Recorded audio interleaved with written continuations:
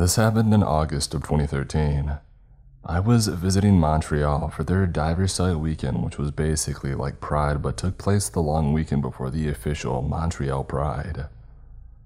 My best friend at the time had met a guy at the Toronto Pride a month earlier, and he invited both of us to come there so my friend wouldn't be uncomfortable going to spend the weekend with someone that he didn't know well. We arrived on Thursday and the trip was going great. We went out the first night, walked the streets that were closed off to cars the next day, and our host made us a nice dinner, and then we went out again Friday night. Just a quick note before I get into what happened.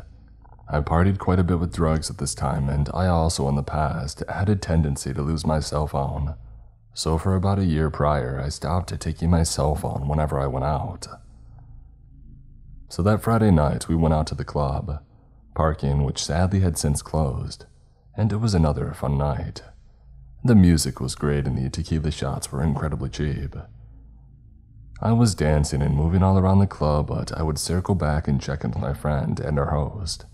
And I would also run into people that I knew who were also visiting from Toronto, and I ended up taking some MDMA from one of them.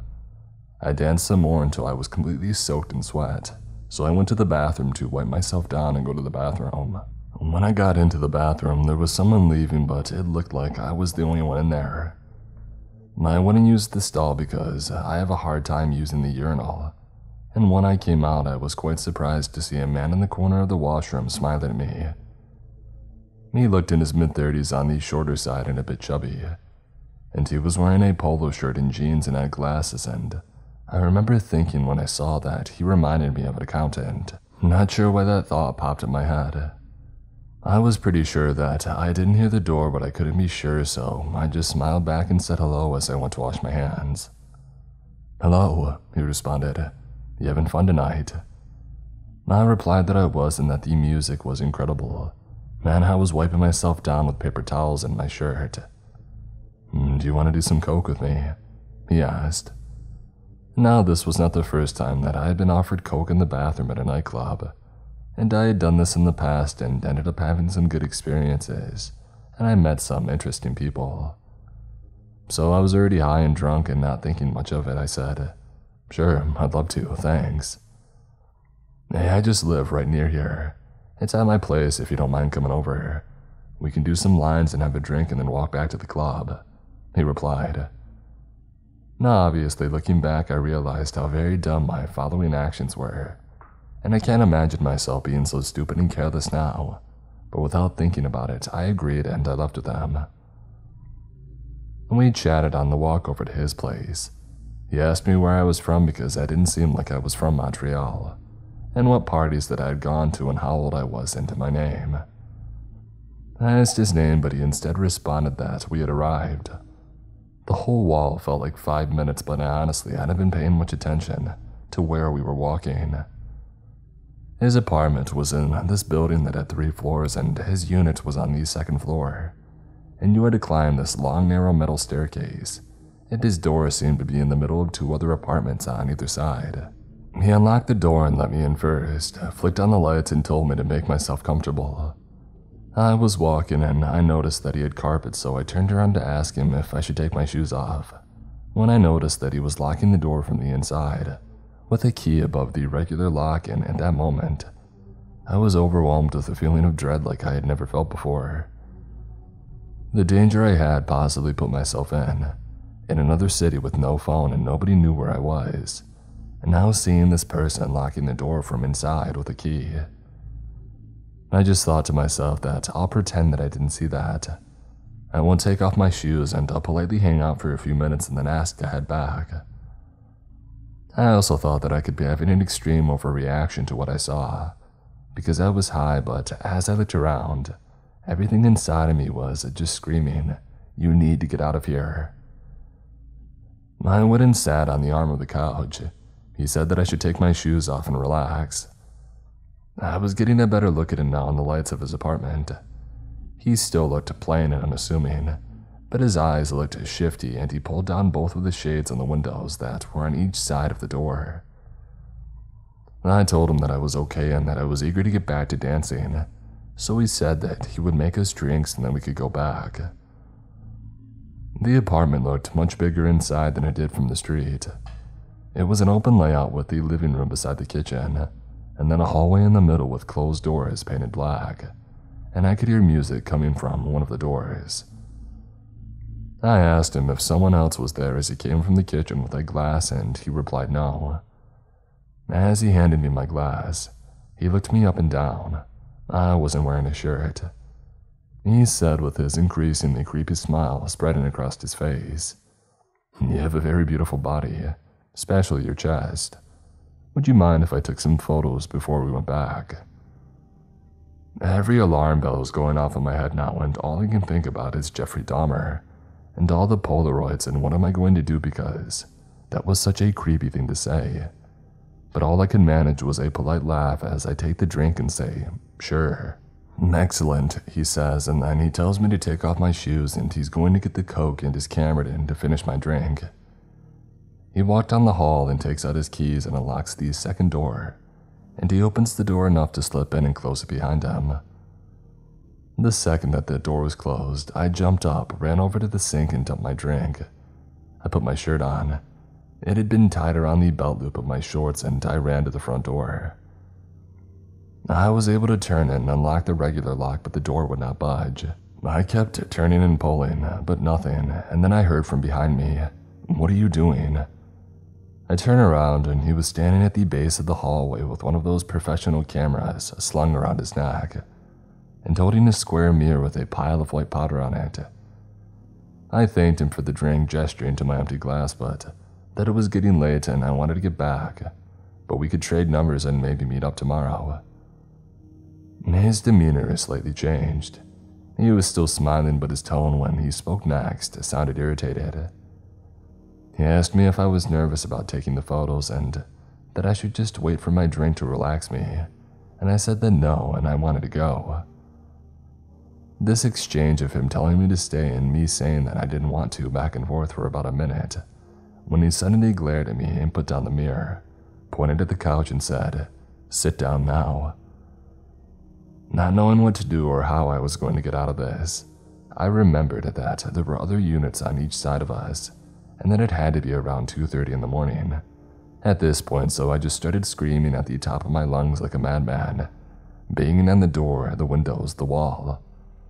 "Shh, shut up, be quiet," he snapped at me as he ran to the door. He quickly unlocked and told me to get out and stepped aside. I bolted out that door and down the stairs, skipping the bottom steps, and I hopped over the side of the railing. I looked up behind when I landed and he wasn't there, but I heard a door slam and took off running down the street. I hadn't paid attention on the walk there, so I didn't know which way to walk, but I knew that it was close, and luckily I was able to wave down a passing taxi and take it back to the bar. When I got back to the bar, I found my friend in the same spot dancing. The whole incident must have only been less than half an hour. I was too embarrassed about how stupid I had been, and being back in the club, I started to feel bad that I had just freaked out on this nice man, so I didn't say anything, but I stayed by his side until we left shortly after I got back. The entire thing felt quite surreal, and I remember the next day when I did tell my friend, kind of laughing it off, and joking about getting murdered and trying to make light of it, because it was so scary. And it wasn't until years later, and after reading other stories like this, that I started to think about that night more and more and realize how much potential danger I had put myself in.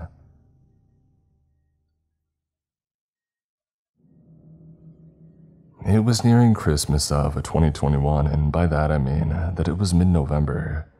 I live in the US, so Christmas and holiday items tend to go up in October. Being that I was at the time 16, and I always tried to get my shopping done early because a lot of my gifts were handmade.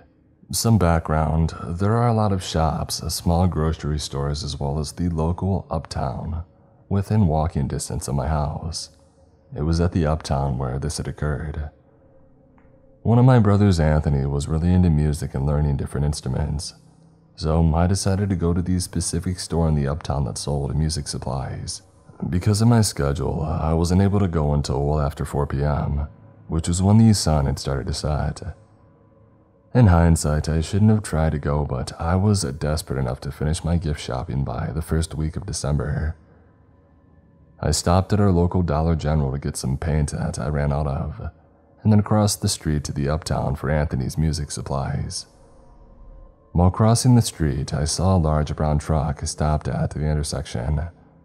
I hadn't seen a truck of that color in tow or ever before, so it was pretty noticeable.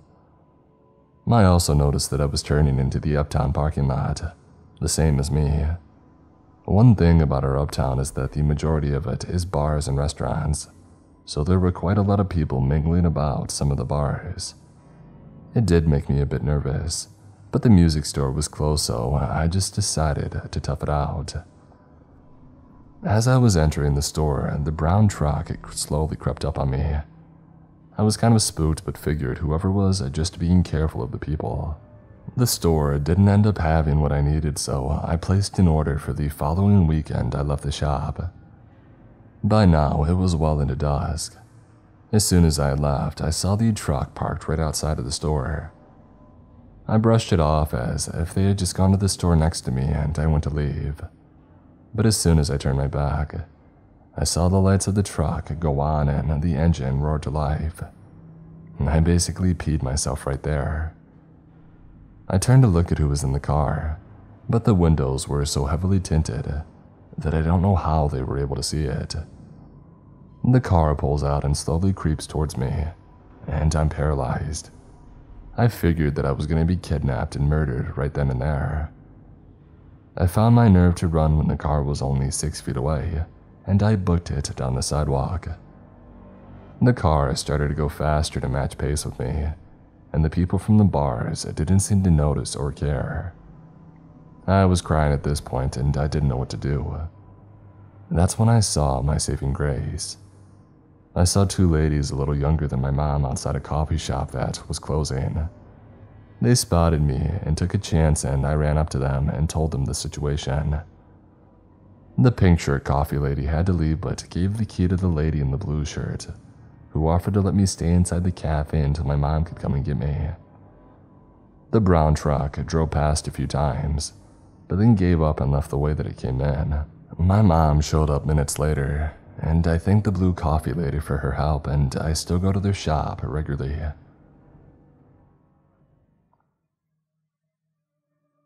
So, I was around 15 or 16 at the time, and my mom, dad, and I were on a family trip to New York City.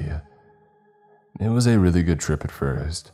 We visited the Statue of Liberty, Madison Square Garden, Times Square, and etc. And for the most part, it was a normal vacation. But towards the end of our trip was when everything went to crap. It was our last day there, and we were trying to get back to the airport, so we decided to take an Uber.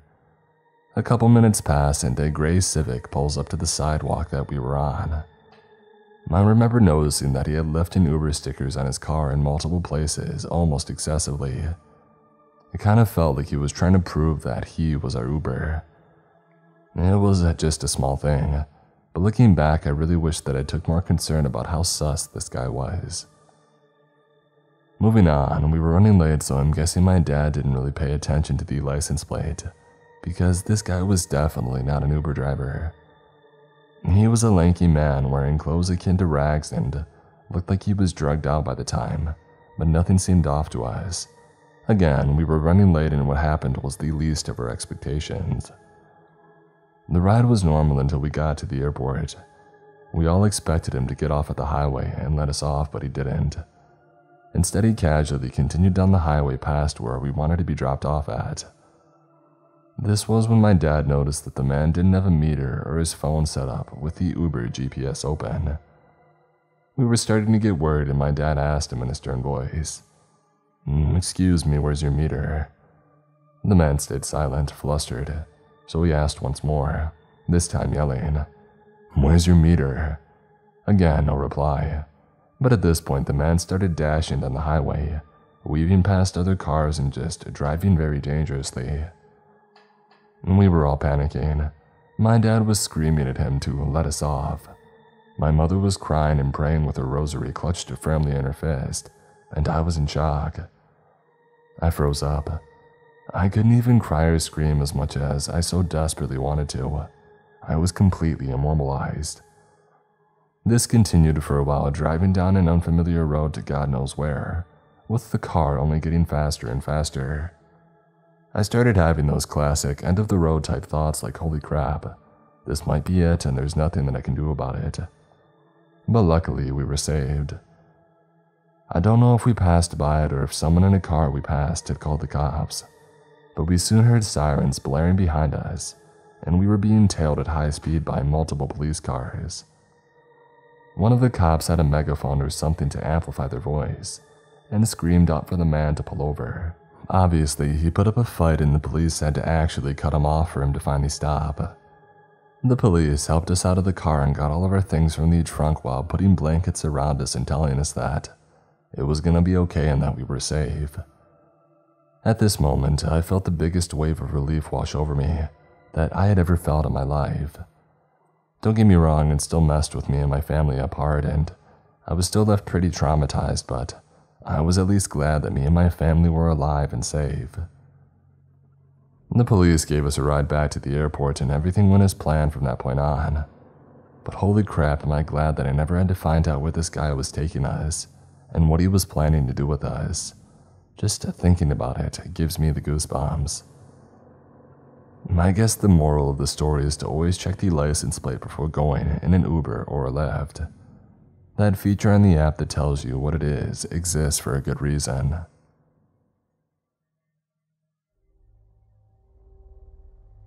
I got off at work at around 11 p.m. The sad part about this is I volunteered to work this shift. If I had never offered, I would have never experienced this. This particular apartment is on my college campus. My campus is an open campus, which means that anyone could enter at any time. As a female, I guess that's pretty unnerving. However, I always carried a pocket knife and pepper spray. I had to park pretty far away from my apartment since most parking spots were filled. I finally found a parking spot, but thank God I checked my surroundings before I got out. There was a fairly tall, grimy old man standing about 50 feet away from me. This sent a chill down my spine because he stood so still that he looked like a mannequin. I could see his bloodshot eyes, they were wide open. Now I knew that I wasn't getting out of the car, but what the man yelled to me made my heart pound out of my chest. "Come here, pretty girl," he said with a slight, creepy grin on his face. I don't know why I did it, but I shot the bird at him, probably because I had a feeling that he was a pervert or something. I put my car in reverse and I backed out of the parking spot, keeping my eyes on the man. My heart pounded even harder when he started speed walking towards me. He was about 10 feet away from my car when I finally put my car in drive and stomped on the gas pedal. I literally drove to the other side of the apartments and I panicked. I called my roommate and best friend and told her what had just happened. I asked her to wait for me at the door and to stay on the phone with me. I stayed in my car for about 5 minutes to calm myself down. I kept looking around to see if the guy followed me. He was nowhere to be seen. I didn't want to get out of my car, however, I had to get in my apartment somehow. I parked in a spot where my apartment wasn't too far away anymore. I decided to book it towards my room. I had my best friend on FaceTime the entire time that I sprinted. I flew down 2 flights of stairs until finally I was about 100 feet away from my door. I saw my best friend waving at me, a feeling of relief washing over me just for a few seconds. Now, I don't know if you guys have seen the movie Get Out, but just picture a grown man sprinting towards you. That's what happened. The grimy old man hauled towards me, but this time he looked upset. It was like a scene straight out of a horror movie. I don't know how he found me, and I don't know what his problem was, but I could have broke the national record for the 40-meter dash. I darted towards my door. Thankfully, I made my apartment just in time.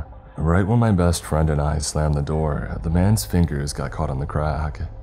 He screamed and tried to shove the door open, but my best friend and I surprisingly had shut him out. That happened about a year ago. My best friend and I never spoke on it, ever. I never saw the man again. I never volunteered to work another night shift. I never worked another night shift, period. and I never ever shot a bird at anyone else.